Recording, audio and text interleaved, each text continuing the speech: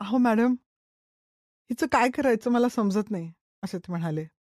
माझ्या मित्रांच्या ज्या बायका आहेत ना, त्या सगळ्या म्हणतात की आता काय त्यांना सेक्स करावंसंच वाटत नाही. पण माझ्या बायकोची काय कामाच्या संपतच नाही. किती केलं तरी तिला पुरत नाही. काय करू? मी तर एकदम हताश झालोय बघा. कामेच्छा आणि मेनोपॉज ह्याच्याबद्दलचा आजचा आपला पॉडकास्ट आहे.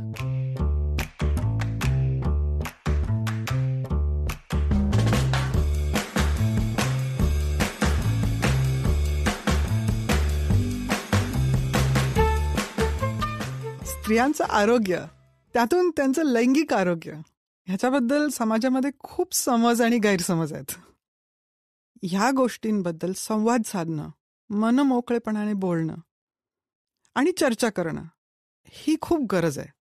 याच उद्देशाने मी वी फॉर वजायना हा पॉडकास्ट सुरू केलाय. मी डॉक्टर नीलिमा देशपांडे, मी गायनेकोलॉजिस्ट आणि सेक्शुअल मेडिसिन कन्सल्टंट आहे. आज माझ्यासोबत आहेत Niranjan Medhekar, CEO of sounds great.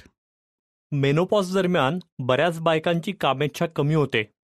त्यामुळेच या काळात सेक्स डिझायर वाढली तर त्या स्त्रीच्या मनात गोंधळाची स्थिती निर्माण होऊ शकते का? मेनोपॉजच्या काळात कामेच्छा वाढू शकते का? त्यामागची कारणं काय असतात? जोडीदाराशी या संदर्भात संवाद कसा साधायचा? आणि सगळ्यात महत्त्वाचं म्हणजे या वाढत्या कामेच्छेचं व्यवस्थापन कसं करायचं, याविषयी या एपिसोडमध्ये आपण चर्चा करणार आहोत. डॉक्टर, पहिला प्रश्न विचारतो की मेनोपॉजमध्ये कामेच्छा कमी जास्त होऊ शकते का? हो, ॲब्सोल्युटली. आपल्याला माहिती आहे मेनोपॉज म्हणजे शरीरामधले बरेचसे हॉर्मोन्स असतात ते हळूहळू कमी होतात. कारण काय आपलं जे अंडाशय असतं त्याच्यामधली अंडी संपायला लागतात. त्यामुळे इस्ट्रोजेन, प्रोजेस्ट्रॉन ह्या लेवल्स हळूहळू कमी व्हायला लागतात. साधारण हे कमी व्हायचं जे ड्युरेशन असतं नॉर्मल पिरियड्सवाल्या ज्या बायका असतात त्यांना लेट 30s सुरू होतं. आणि भारतासारख्या देशामध्ये साधारणपणे 47-48ला ते पाळी बंद व्हायचा जो काळ असतो तो असतो, म्हणजे अंडाशयातली अंडी संपली आहेत. पण हॉर्मोन्स कधी जेव्हा कमी होत असतात तेव्हा असे घसरगुंडीसारखे कमी नाही होत. ते वरखाली होत कमी होत असतात. त्याबरोबर एक अजून हॉर्मोन असतो जो स्त्रियांमध्ये असतो, पुरुषांपेक्षा कमी असतो, त्याचं नाव टेस्टोस्टेरोन असतं.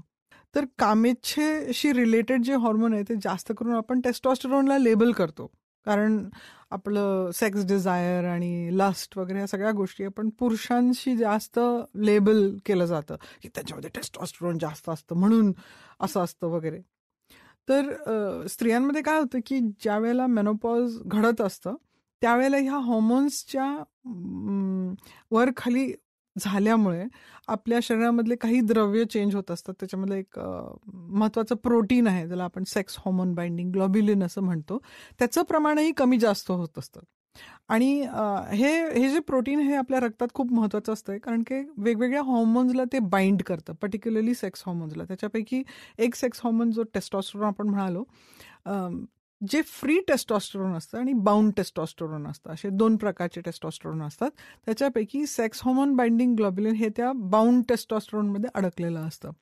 म्हणजे टेस्टोस्टेरोन त्या सेक्स हॉर्मोन बाइंडिंग ग्लोब्युलिनमध्ये अडकलेलं असतं. आणि जे फ्री अमाऊंट असतं ते रिस्पॉन्सिबल असतं चेहऱ्यावरती केस वाढल्याचं किंवा पुटकुळ्या, म्हणजे अचानक तारुण्य पिटिका येतात मेनोपॉजच्या वेळेला बायकांना, जॉ लाईनला, किंवा सेक्स डिझायरमध्ये चेंज होताना दिसतं, किंवा फिमेल म्हणजे आपण मेल पॅटर्न बॉल्डिंग म्हणजे टक्कल पडायला लागणं, केस कमी होणं, टाळूवरचे केस अचानक कमी होणं, ह्या सगळ्या गोष्टी घडायला लागतात मेनोपॉजच्या वेळेला. वरच्या ओठावरती केस वाढायला लागतात, धानवटीवरती केस यायला लागतात. हे सगळे फ्री टेस्टोस्टेरोन आणि त्याचे जे एंड ऑर्गन्स असतात म्हणजे केस असतात किंवा जे हॉर्मोन सेन्सिटिव्ह केस असतात ते वाढणं, कमी जास्त होणं, चरबीमध्ये बदल होणं, लिपिड्समध्ये बदल होणं, लिव्हर फंक्शनमध्ये बदल होणं, हे सगळं ह्या फ्री टेस्टोस्टेरोनचं काम घडत असतंय. तर नेमकं मेनोपॉजच्या वेळेला काय होतं की इस्ट्रोजन आणि प्रोजेस्ट्रॉन जास्त प्रमाणात कमी होतात कम्पेअर्ड टू टेस्टोस्टेरोन. आणि हे जे रिलेटिव्ह एक्सेस असतं हे प्रत्येक स्त्रीमध्ये वेगवेगळं असतं. पण काही स्त्रियांमध्ये काय होतं की हे फ्री टेस्टोस्टेरोन जास्त प्रमाणात मोकळं होतं.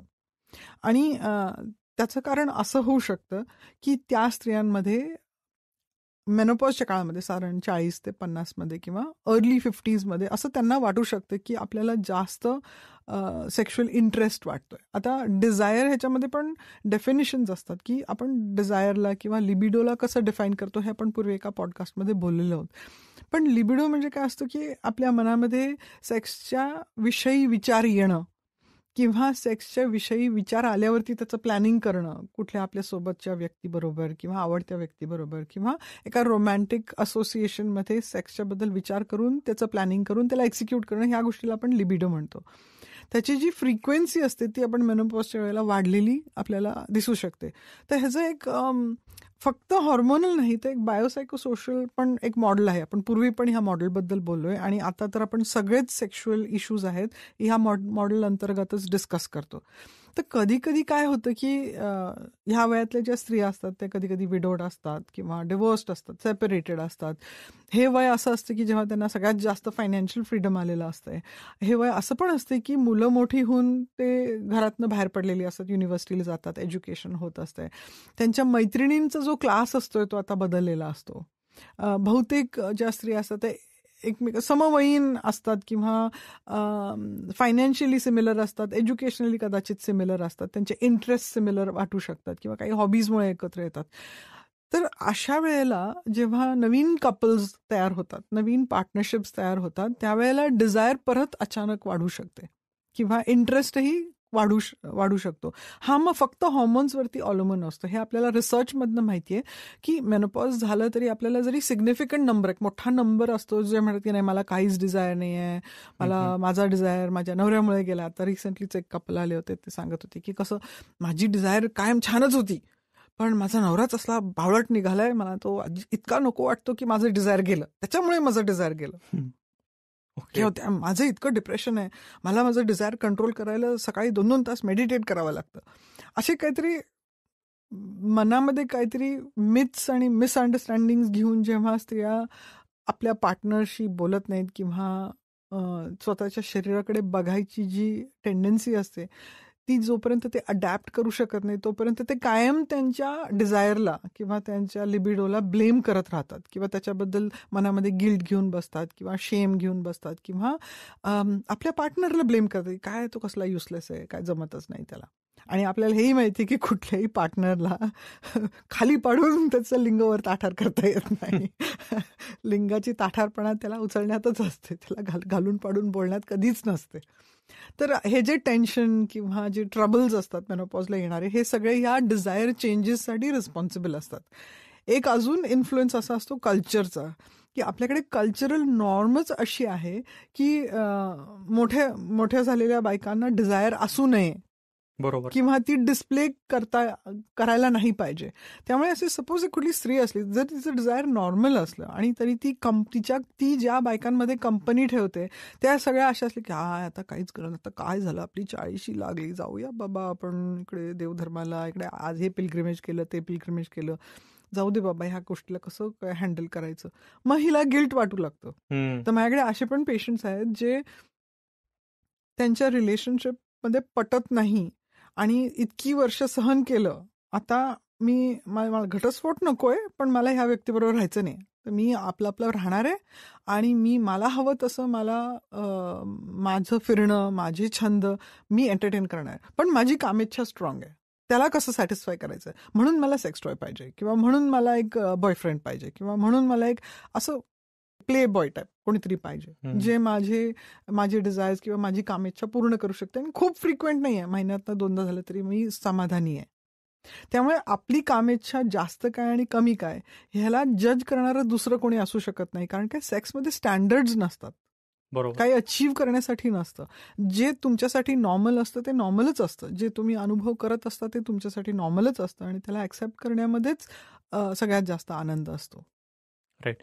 तुम्ही मॅडम आता तोच उल्लेख केलात की आपल्याकडे कल्चरली असा नॉर्म आहे की वयाने मोठ्या असलेल्या बायकांमध्ये कामेच्छा कमीच असली पाहिजे किंवा नसली पाहिजे.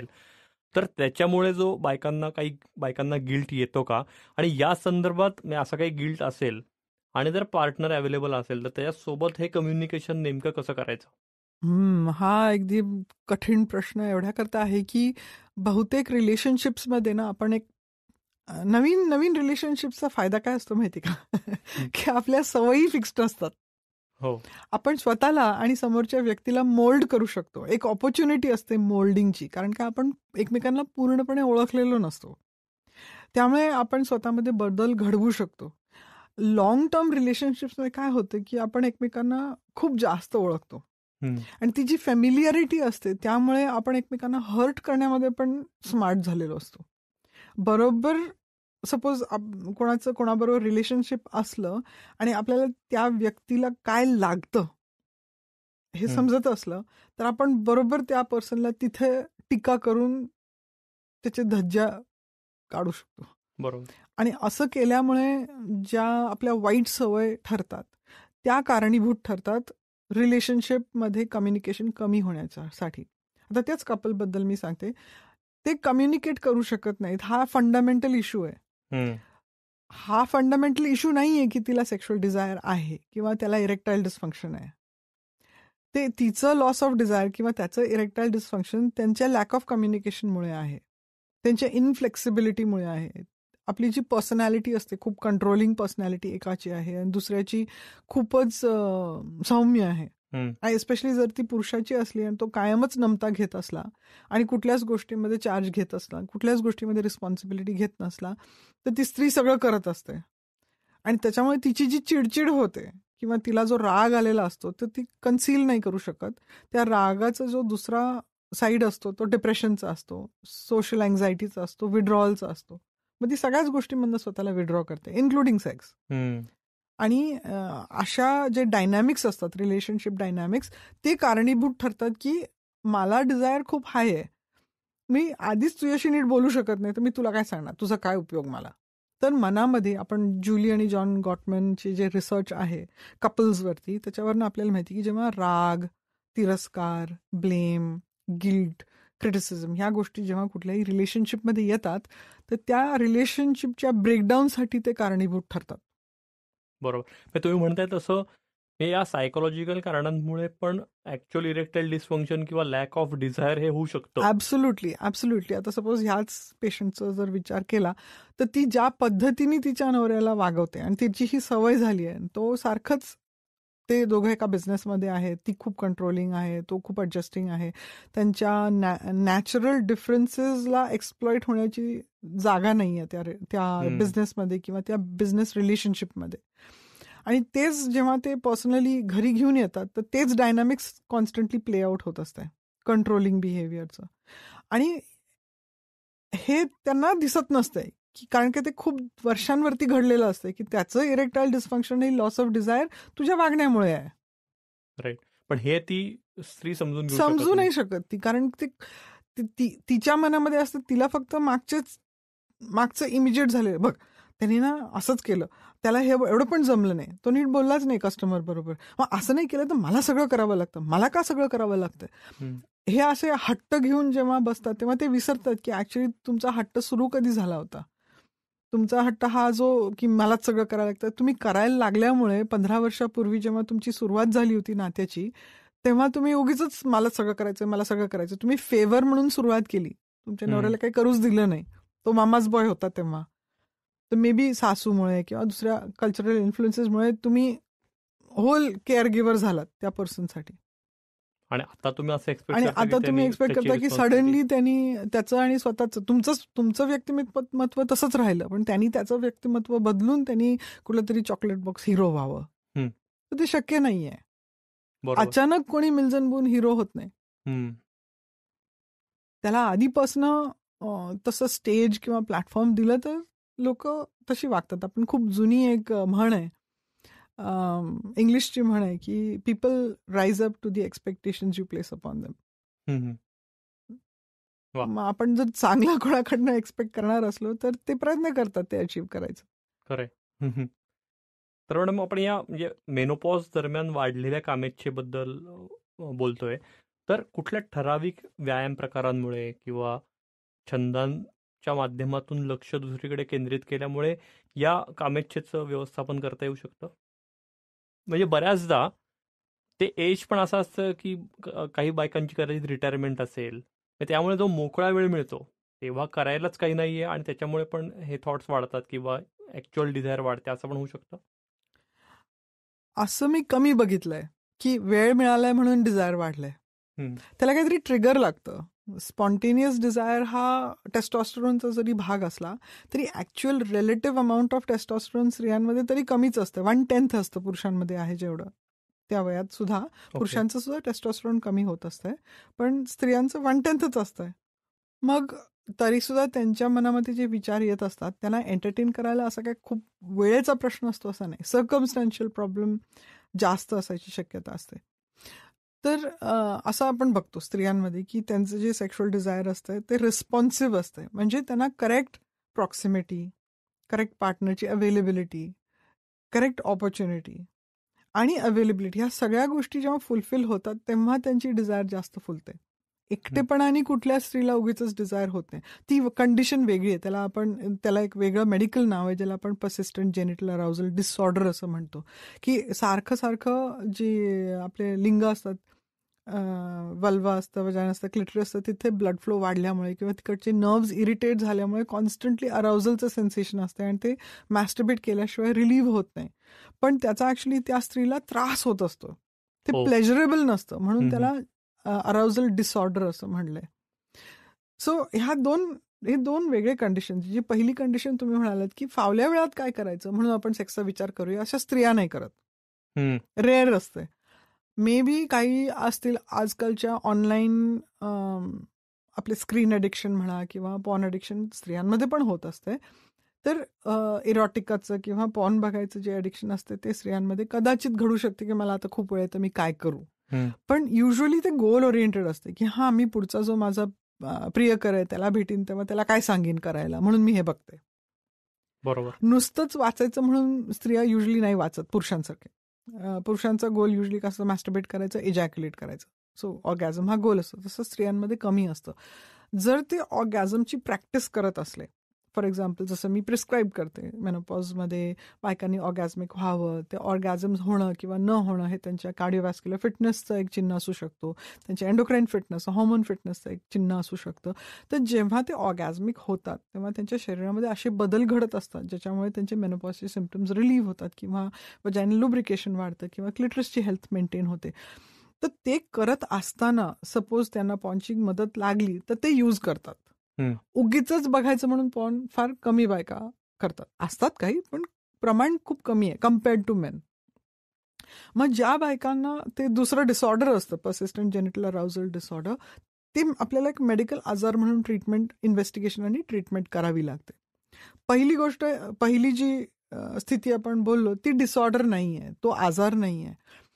आपल्याला सेक्शुअल इंटरेस्ट आहे, आपल्याला वेगवेगळ्या लोकांबरोबर सेक्स करावंसं वाटतं, डिझायर खूप हाय आहे, हे ओळखणारी बाई जर असली आणि सपोज तिला रिस्क घ्यायची नसली मल्टिपल सेक्शुअल एन्काउंटर्सची, तर कॉन्डोम्स वापरणं, आपल्या पार्टनरच्या बरोबर ओरल सेक्स करताना किंवा किसिंग करताना केअरफुल असणं, त्याच्या सेक्शुअल हिस्ट्रीबद्दल जितकं जास्त जाणून घेता येईल तितकं जाणावं. हे आपल्याला आपण पूर्वी पण बोललो, कोणाच्या माथ्यावरती लिहिलेलं नसतं आम्ही किती लोकांबरोबर कधी सेक्स केलंय.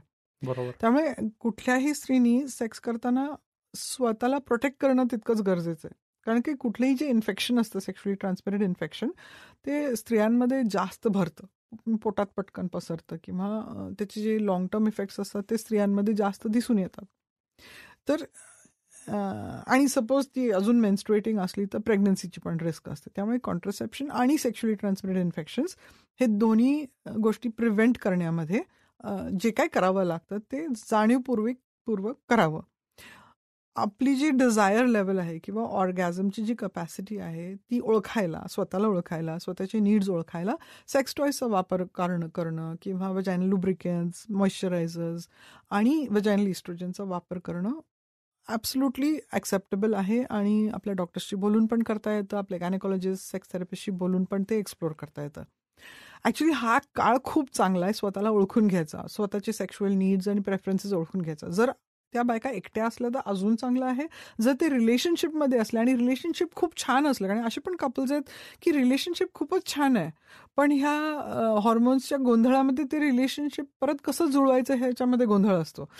तर सेक्स थेरपिस्टला भेटून किंवा डॉक्टरांना भेटून करेक्ट लिटरेचर, आपल्याकडे पुस्तकं खूप छान आहेत, व्हिडिओज आहेत, कॉन्व्हर्सेशन स्टार्टर्स आहेत, गेम्स आहेत, अशा खूप सगळ्या माध्यमातून आपण ते रिलेशनशिप परत फुलवू शकतो आणि जे डिझायर आहे ते इझिली त्याच्याबद्दल इझिली आपल्या पार्टनरबरोबर बोलता येण्यासाठी बाकीच्या गोष्टी बोलल्या गेल्या तर डिझायरबद्दल बोलणं तितकंच सोपं आहे.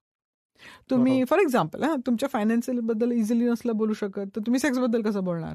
तुमच्या मुलांच्या एज्युकेशन आणि फ्युचर बद्दल नसलं बोलू शकत, तुम्ही घाबरत असाल एकमेकांशी बोलायला, तर तुम्ही सेक्स बद्दल कसं बोलणार? तुमच्या आई वडिलांची जी काळजी घ्यावी लागते, त्यांचे मेडिकल एक्सपेन्सेस एक्सेट्रा, ते जर तुम्ही एकमेकांशी फ्रीली नसलं बोलू शकत तर तुम्ही सेक्स बद्दल नाही बोलू शकणार. तुमच्या करिअर बद्दल काय करायचं, तुम्हाला चांगलं प्रमोशन मिळतंय, पे वाढणार आहे, पण तुम्हाला जास्त वेळ कामाकडे द्यावा लागणार आहे, अशा वेळेला तुम्ही डिस्कस नाही करू शकले तर तुम्ही सेक्स बद्दल कसं डिस्कस करणार? तर कॉन्व्हर्सेशन आणि कम्युनिकेशन ह्या सगळ्या लेवल्सवरती चालत असतं, त्याचे एलिमेंट सिमिलर असतात. सेक्स आहे म्हणून काहीतरी वेगळं आहे ही समजूत ठेवू नये. बरोबर. आपलं सगळंच कम्युनिकेशन स्ट्रॉंग केलं तर आपली डिझायर वाढली आहे किंवा कमी झाली आहे किंवा कशामुळे छान आहे, वाढू शकते किंवा त्याला कसं मॅनेज करायचं, हे आपण दोघे एक्सप्लोर करूयात का, हे कॉन्व्हर्सेशन ओपन करणं तितकंच महत्वाचं असतं. दुसरी जी डिसऑर्डर आहे, पर्सिस्टंट जेनिटल अराउजल डिसऑर्डर, त्याचे खूप सिस्टमॅटिक अप्रोचनी इन्व्हेस्टिगेट करावं लागतं. कशा इन्फेक्शन आहे, हॉर्मोन्स आहेत, कधी कधी कॅन्सर असू शकतं जे त्या नर्ववरती प्रेशर कॉज करतं आणि त्यामुळे हे सेन्सेशन्स निर्माण होतात. असे इंग्लंडला असताना माझी एक पेशंट होती, तिला वल्वावरती मेलानोमा होता, मल्टिपल मेलानोमा नावाचा एक कॅन्सर असतो, तिथे मेलानोमा होता, तो सुरू झाला होता आणि तो त्या नर्ववरती प्रेशर कॉज करत होता आणि त्यामुळे तिला हे फिलिंग्स येत होते की ज्याच्यामुळे तिला अराउजल तर खूप होतं पण तिने नव्हतं जनरेट केलं आणि तिला त्याचा काहीच आनंद मिळत नव्हता, त्रासदायक खडथड होतं, तिला सारखं मॅस्टरबेट करायला लागत होतं, किती ऑर्गॅझमिक झाली तरी सुद्धा ते सेन्सेशन रिलीव्ह होत नव्हतं. तर मग काही असे खूप रेअर आजार आहेत ज्याच्यामुळे अशा गोष्टी घडत असतात, त्याला इग्नोर करणं पण बरोबर नाही आहे. तर मग कधी कुठे आपले जे श्रोते असतील त्यांना कधी असा प्रॉब्लेम आला असेल किंवा घडत असेल तर त्यांनी डॉक्टरांकडनं व्यवस्थित तपासून घ्यावं. आणि एका डॉक्टरकडे गेले आणि कारण की ह्याचं अवेअरनेस इतकं कमी आहे, एकूणच सेक्शुअल डिसऑर्डर्सचा अवेअरनेस कमी आहे डॉक्टरांमध्ये सुद्धा आणि क्लिनिशियन्समध्ये सुद्धा. पण असं गृहीत धरणं पण बरोबर नाही की ज्या डॉक्टरांकडे जातात ते सेक्सबद्दल बोलत असेल, कदाचित ह्या डिसऑर्डरबद्दल त्यांना माहिती नसेल. तर तुम्ही घाबरू नका आणि दुसऱ्या एका डॉक्टरला पण तुम्ही कन्सल्ट करा, पूर्ण एक्झामिन करून घ्या, इन्व्हेस्टिगेशन जे सांगितले जातील ते करून घ्या आणि त्याच्यावरचे जे ट्रीटमेंट आहे ते बहुत करून मेडिकल आहे, म्हणजे अजून तरी ड्रग्जनी आहे. खूप काही जास्त वाढले तर काही डॉक्टर्स नर्व रिलेटेड प्रॉब्लेम्सला वेगळ्या पद्धतीने ट्रीट करतात. ओके, खूपच चांगलं एक्सप्लेन केलं मॅडम तुम्ही, म्हणजे वेगवेगळी कारणं त्यामागे असू शकतात वाढलेल्या डिझायर मागे. आता मला सांगा की कामेच्छा जर वाढली आहे पण पार्टनर काही कारणांमुळे उपस्थित नाहीये किंवा आयुष्यात नाहीये किंवा असला तरी त्याला कोणती तरी लैंगिक व्याधी आहे, तर अशा परिस्थितीत त्या स्त्रीनं नेमकं काय करायला हवं? तर ह्या प्रश्नाचं आपण 2 तऱ्हेने उत्तर देऊ शकतो. तर फर्स्ट आहे की तिला काय पाहिजे. कारण काय कुठलीही थेरपी किंवा कुठलाही डॉक्टर काय करणार की आधी त्या पेशंटला विचारणार की तुम्हाला काय करायचं आहे ह्याच्याबद्दल, तुम्हाला ही गोष्ट म्हणजे सपोज मी अस्युम करते की सगळे मेडिकल प्रॉब्लेम्स आपण रूल आउट केलेत, बाकी सगळे डिसऑर्डर्स आहे, त्रास आहे, तो इन्व्हेस्टिगेट केला गेलेला आहे आणि त्याला बाजूला ठेवला गेलेला आहे आणि ही जी डिस्क्रॅपन्सी आहे दोघांमध्ये, तर तिला काय पाहिजे. आणि बरेच वेळा मी बघितले की माझ्याकडे जे पेशंट्स असतात ते म्हणजे की मला गरज नाही वाटत की माझ्या डिझायरला लगेच फुलफिल केलं पाहिजे, पण मला ह्याचं खूप वाईट वाटतं की मी माझ्या पार्टनरशी बोलू शकत नाही किंवा माझ्या पार्टनरला हा सेक्शुअल प्रॉब्लेम आहे आणि मला डिझायर आहे म्हणून मला गिल्ट वाटतंय. त्यामुळे मग माझं काम काय होतं, कुठल्याही पेशंटमध्ये जेव्हा असा प्रॉब्लेम असतो की त्या इश्यूशी रिलेटेड जे जे सायकोलॉजिकल प्रॉब्लेम्स असतील किंवा कपल इश्यूज असतील त्याला आधी ॲड्रेस करणं. म्हणजे फॉर एक्झाम्पल जो मेल पार्टनर असेल त्याला सपोज इरेक्टाईल डिस्फंक्शन असेल, प्रीमॅच्युअर इजॅक्युलेशन असेल किंवा डिझायर डिसऑर्डर्स असतील, त्याला काहीतरी हॉर्मोन डिस्फंक्शन आहे, तो अल्कोहोल ड्रिंकर आहे किंवा सिगरेट स्मोकर आहे किंवा त्याला हार्ट डिझीज आहे किंवा फॉर एक्झाम्पल काही न्यूरोलॉजिकल प्रॉब्लेम्स आहे, स्पायनल सर्जरी झाली आहे किंवा प्रॉस्टेटचं ऑपरेशन झालेलं आहे, कितीतरी कारणं असतात ज्याच्यामुळे जो मेल पार्टनर आहे त्याला त्रास होत असतो. मग त्याच्याबरोबर कसा संवाद साधायचा की तुझी जी बायको आहे ती अजूनही तिला डिझायर आहे किंवा तिला सेक्शुअल सॅटिस्फॅक्शनची गरज आहे आणि त्याच्यासाठी काय काय करता येईल कपल रिलेशनशिपमध्ये. कपल डायनॅमिक्स, एक तर कॉन्व्हर्सेशन स्टार्ट करणं. परत आपण एक सेन्सेट फोकस एक्सरसाइजेसवरती पॉडकास्ट केला होता. ते सेन्सेट फोकस एक्सरसाइजेसमध्ये सेन्शुअल आणि फिजिकल इंटिमेसी कशी आणायची. मग इतर गोष्टी दोघांचं जे जुळणं असतं ते कशाबद्दल होत आहे.